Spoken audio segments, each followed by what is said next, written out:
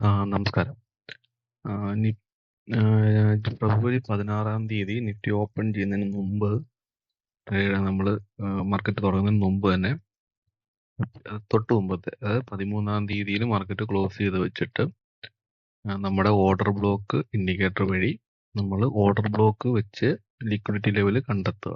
Okay, ആ liquidity level കണ്ടെത്തുമ്പോൾ നമ്മുടെ റേഞ്ച് അഡ്ജസ്റ്റ് ചെയ്തിട്ട് എത്ര ദിവസത്തെയാണ് ഡേറ്റ എടുക്കേണ്ടതെന്ന് വെച്ചിട്ട് അതിനകത്ത് ഇൻപുട്ട് കൊടുത്തു കഴിഞ്ഞാൽ ഈ ഓർഡർ ബ്ലോക്ക് നമുക്ക് കണ്ടെത്താൻ പറ്റും. ഓക്കെ, ഇനിയും ഓർഡർ ബ്ലോക്ക് വഴി നമുക്ക് കണ്ടെത്താൻ പറ്റിയില്ലെങ്കിൽ അത് വോളിയം പ്രൊഫൈൽ വഴി നമുക്ക് ഈ പറഞ്ഞിട്ടുള്ള എല്ലാ ലിക്വിഡിറ്റി ലെവലും നമുക്ക് കണ്ടെത്താൻ പറ്റും. ഓക്കെ, അപ്പോൾ ഈ ഓർഡർ ബ്ലോക്ക് വഴി ലിക്വിഡിറ്റി കണ്ടെത്തിയത് ഇന്ന് രാവിലെ തന്നെ ഞാൻ 9 മണിക്ക് മാർക്കറ്റ് ഓപ്പൺ ചെയ്യുന്നതിന് മുമ്പ് തന്നെ ഈ ലെവൽസുകളെല്ലാം മിക്ക ആൾക്കാർക്ക് സെൻഡ് ചെയ്തിട്ടുണ്ടായിരുന്നു. ഓക്കെ, അപ്പം ഈ സെൻഡ് ചെയ്തേക്കുന്ന ഈ ലെവൽസുകൾ നമുക്ക് പ്രീ മാർക്കറ്റ് അനാലിസിസ് എന്നുള്ളതാണ് ഓർഡർ ബ്ലോക്ക് വെച്ച് ചെയ്യുന്നത്. അപ്പോൾ ആ ലെവൽസുകളൊക്കെ നമുക്ക് കൃത്യമായിട്ടൊന്ന് മാർക്ക് ചെയ്യാം.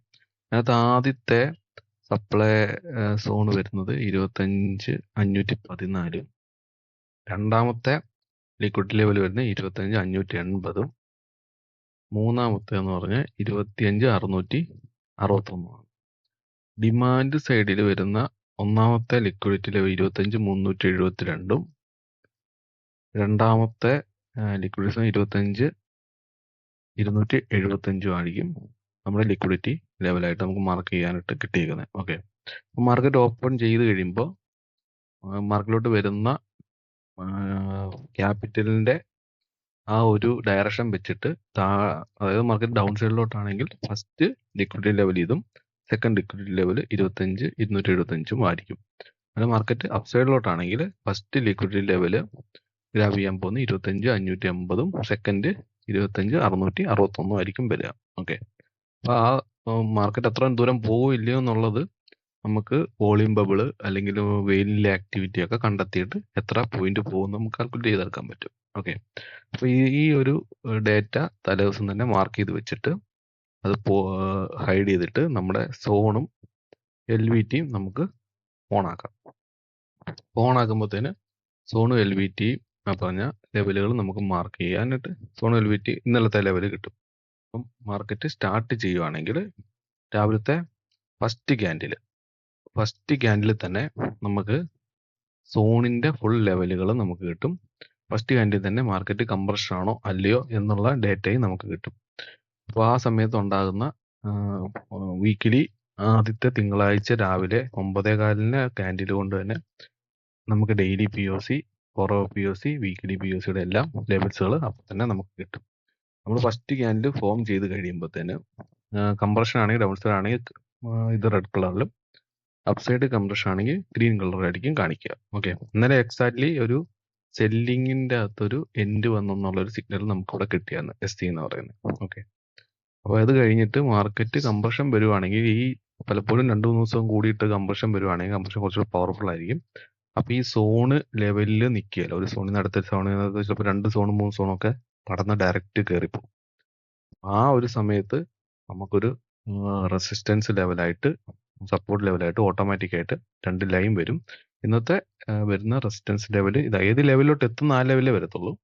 ഈ ലെവലിൽ ഇന്നത്തെ ലെവലിൽ ഫസ്റ്റ് വന്നേക്കുന്നത് 25,483 റെസിസ്റ്റൻസ് ലെവലായിട്ട് വരുന്നത്. ഇതിന്റെ മുകളിലോട്ട് കയറി കഴിഞ്ഞാൽ ഇന്നത്തെ കംപ്രഷന്റെ അപ്സൈഡ് ബ്രേക്ക് ഔട്ട് എന്നുള്ള രീതിയിലാണ് നമുക്ക് കാണുന്നത്. ഓക്കെ, മാർക്കറ്റ് മൂവ് ചെയ്യുമ്പോഴത്തേന് അത് ബ്രേക്ക് ചെയ്യുന്നുണ്ട്. ബ്രേക്ക് ചെയ്ത് കഴിഞ്ഞിട്ട് വീണ്ടും വന്നിട്ട് സപ്പോർട്ട് എടുത്തേക്കുന്നതെന്ന് പറഞ്ഞു കഴിഞ്ഞാൽ ഈ ഒരു ലൈനാണ്. ഇത് ശരിക്കും ഒരു MRP ലൈൻ എന്നാണ് പറയുന്നത്. ഇൻസ്റ്റിറ്റ്യൂഷൻസിന്റെ ബൈയിങ് ഓർഡേഴ്സിന്റെ സെല്ലിങ് ഓർഡേഴ്സിന്റെ ആൽഗോ വർക്ക് ചെയ്യാൻ വേണ്ടിയിട്ട് ഏറ്റവും റീസണബിൾ ആയിട്ടും കറക്റ്റ് ആയിട്ടുള്ള പ്രൈസ് ആയിട്ട് കണക്കാക്കുന്ന ഒരു വാല്യൂ ആയിട്ടാണ് അത് കാണുന്നത്. ഓക്കെ, അപ്പൊ ആ ലെവലിൽ വരുമ്പോഴത്തേനായിരിക്കും കൂടുതൽ ഓർഡേഴ്സുകൾ വരുന്നത്. അപ്പം ഫസ്റ്റ് തന്നെ മാർക്കറ്റ് ഒന്ന് ബ്രേക്ക് ഔട്ടായി, രണ്ടാമത് ഈ പറഞ്ഞ പോലെ അതേ ലെവലിൽ എത്തിയിട്ട് വീക്കിലി POCയുടെ അവിടുന്ന് സപ്പോർട്ട് എടുത്ത് ലോ വോളിയം ടെസ്റ്റിങ് ST എന്ന് പറയുന്ന ഒരു ഇൻഡിക്കേഷൻ എന്ന് പറഞ്ഞു കഴിഞ്ഞാൽ സെല്ലിങ്ങിന്റെ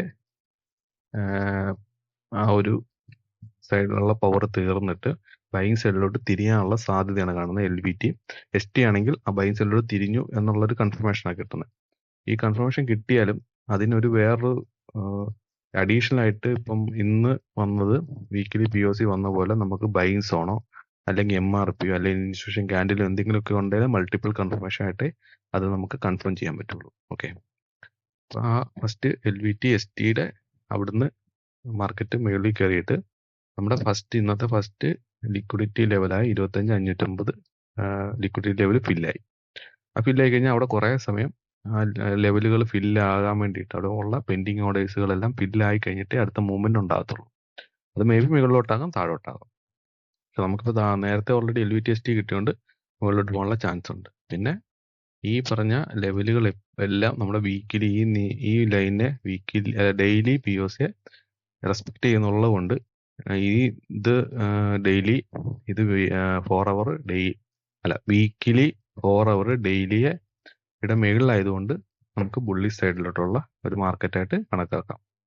ഓക്കെ, അപ്പം ബുള്ളി സൈഡിലോട്ട് മാർക്കറ്റ് വന്നിട്ട് എക്സാക്ട്ലി അവിടുന്ന് നമ്മുടെ അടുത്ത ലിക്വിഡിറ്റി ലെവലിലോട്ടായിരിക്കും മാർക്കറ്റ് പോകാനായിട്ടുള്ള സാധ്യത കൂടുതൽ.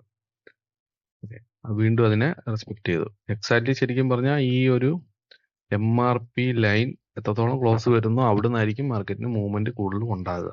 ഓക്കെ, മാർക്കറ്റിന് മൂവ്മെന്റ് ഉണ്ടായിട്ട് ഈ പറഞ്ഞ നമ്മുടെ സെക്കൻഡ് ലിക്വിഡിറ്റി ലെവലും ഫില്ലായിട്ടുണ്ട്. ഏകദേശം 12:30 കൂടി സെക്കൻഡ് ലിക്വിഡിറ്റി ലെവലും ഫില്ലായി.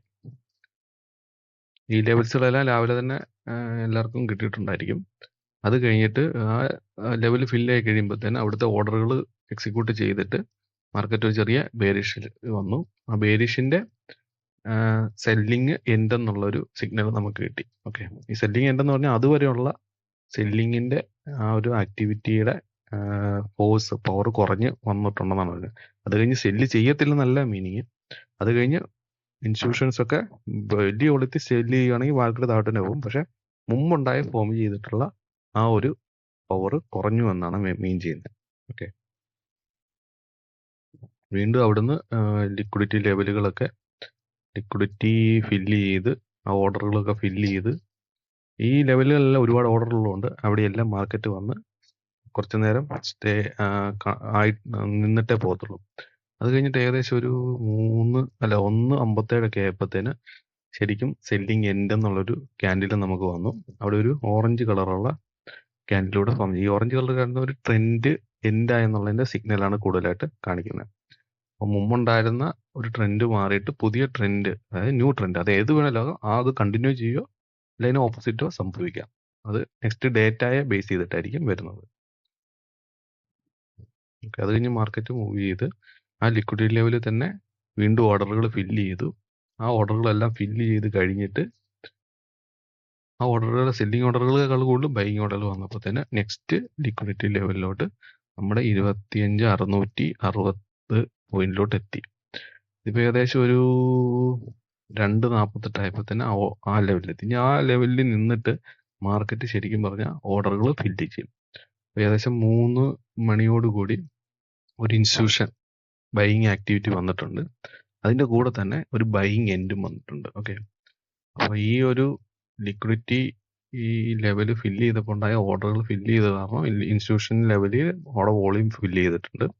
അതോടുകൂടി ആ മുമ്പുണ്ടായിരുന്ന ബൈയിങ് ഓർഡേഴ്സിൻ്റെ എല്ലാം പവർ കുറഞ്ഞു, അല്ലെങ്കിൽ അവരുടെ ഫോഴ്സ് മുന്നോട്ട് പോകാനുള്ള ഫോഴ്സ് കുറഞ്ഞു എന്നുള്ളതാണ് അതിൻ്റെ മീനിങ്. ഓക്കെ, അത് കഴിഞ്ഞിട്ട് ഏകദേശം കുറച്ച് നേരം അതേ ലെവലിൽ നിന്നിട്ട് ഒരു ബൈയിങ് ഓർഡർ കുറഞ്ഞു കഴിയുമ്പോൾ തന്നെ എന്തായാലും സെല്ലേഴ്സ് അറ്റാക്ക് ചെയ്യും. അപ്പോൾ സെല്ലേഴ്സ് അറ്റാക്ക് ചെയ്യുമ്പോൾ തന്നെ സെല്ലേഴ്സിന്റെ ഒരു സെല്ലിങ് വോളിയം കൂടെ അവിടെ ഫോം ആയിട്ട് ഇന്നത്തെ ദിവസം ഏകദേശം ആ ഒരു ലെവൽ കൊണ്ട് മാർക്കറ്റ് ക്ലോസ് ആയി. ഓക്കെ, അപ്പം നമ്മൾ ഈ ലിക്വിഡിറ്റി ലെവലുകളൊക്കെ നമ്മുടെ ഓരോ ടാർഗറ്റുകളായിട്ട് വെക്കും. ആ ടാർഗറ്റുകൾ എൻട്രി ഉള്ളപ്പം അവിടെ വെച്ച് എക്സിറ്റ് ചെയ്യും. എൻട്രി ഇല്ലെങ്കിൽ പ്രോപ്പറായിട്ട് മൾട്ടിപ്പിൾ കൺഫർമേഷൻ എടുത്തിട്ട് മാത്രമേ എൻട്രി എടുക്കാവുള്ളൂ. ഓക്കെ, അപ്പം ഇത്രയും കാര്യങ്ങളാണ് ഇന്ന് നടന്നത്. ഇന്നത്തെ ഡേറ്റ അനാലിസിസ് ചെയ്യാനും ഡേറ്റ മനസ്സിലാക്കാനും വേണ്ടിയിട്ടാണ് ഈ വീഡിയോ ഇപ്പം ഇങ്ങനെ ചെയ്തേക്കുന്നത്. ഓക്കെ, ഇനി എന്തെങ്കിലും ഡൗട്ട് ഉണ്ടെങ്കിൽ വാട്സാപ്പിലോ അല്ലെങ്കിൽ കോൺടാക്ട് ചെയ്യുകയോ ചെയ്ത് കഴിഞ്ഞാൽ നമുക്ക് അതിൻ്റെ ഇൻഡിക്കേറ്ററിനെ ആയിട്ട് ബന്ധപ്പെട്ടിട്ടുള്ള ഡീറ്റെയിലുകൾ പറഞ്ഞു തരാം. കൂടുതൽ തീരെ ഒന്നും മനസ്സിലാകുന്നില്ല നമുക്ക് കോഴ്സായിട്ട് ചെയ്യണമെങ്കിൽ അങ്ങനെ നമുക്ക് കോഴ്സായിട്ടും ഈ പറഞ്ഞ കാര്യങ്ങൾ കൂടുതൽ ഡെപ്തിൽ, അതായത് കുറച്ച് ഫണ്ടമെന്റൽ ആയിട്ടുള്ള കുറച്ച് കാര്യങ്ങൾ റോങ് ആയിട്ടാണ് എല്ലാവരും പഠിച്ചേക്കുന്നത്. അപ്പം അതിനകത്തുള്ള മിസ്റ്റേക്ക് കാരണം പലർക്കും ഈ ഡേറ്റ കിട്ടിയാലും കറക്റ്റായിട്ട് ജഡ്ജ്മെന്റ് ചെയ്യാൻ പറ്റില്ല. അതും നേരിട്ട് കമ്മ്യൂണിക്കേറ്റ് ചെയ്താൽ നമുക്കത് എന്തെങ്കിലും സൊല്യൂഷൻ ഉണ്ടാക്കാവുന്നതാണ്, സൊല്യൂഷൻ ഉണ്ടാക്കാൻ പറ്റുന്നതാണ്. ഓക്കെ, അപ്പോൾ താങ്ക് യു.